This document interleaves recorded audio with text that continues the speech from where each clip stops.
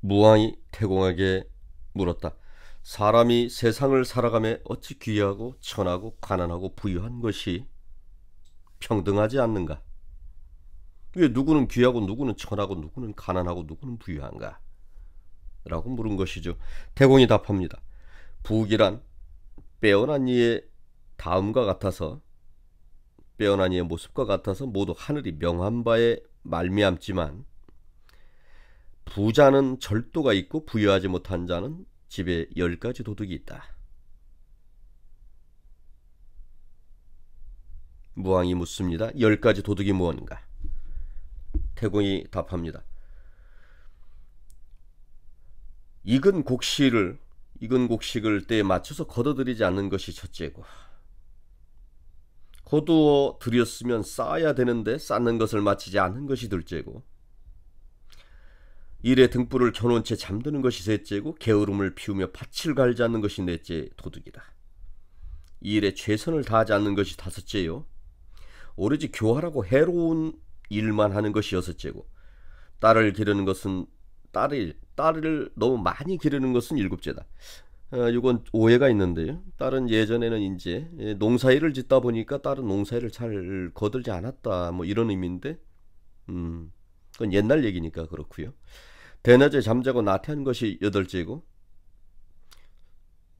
술을 탐하고 욕심을 부리는 것이 아홉째다. 심하게 질투하는 것이 열째 도둑이다.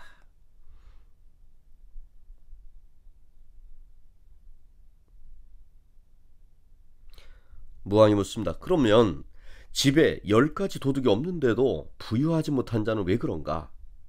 그러니까 태공이 3가지 낭비가 있다. 그 3가지 낭비가 무엇인가? 태공이 답합니다. 창고가 새거나 넘치는데 덮지를 않아서 쥐와 참새들이 어지러이 먹어댄다. 곡식을 거두고 씨를 뿌릴 때는 때가 중요한데 그 때를 놓치는 것이 둘째다. 곡식을 버리고 흩어지게 해서 곡식을 더럽게 천하게 여기는 것이 셋째 낭비다.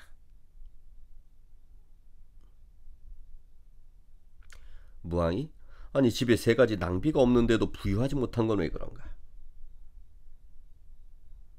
태공이 답합니다. 그런 사람 집에는 첫째 그릇됨이 있고, 둘째는 어긋남, 셋째는 고집스러움, 넷째는 잃어버림, 다섯째는 거스름, 여섯째는 상스럽지 못한 일이 있고, 일곱째 아둔함, 여덟째 비천함, 아홉째 어리석음, 열째 뻔뻔스러움이 있다. 이 모든 것은 그 재앙을 스스로 불러들이는 것이지 하늘이 재앙을 내려주는 것이 아니다. 무왕이 자, 그 모든 것을 다 듣고 싶소라고 말을 합니다. 태공이 답합니다. 아들을 기르면서 가르쳐 일깨우지 않는 것이 첫째다.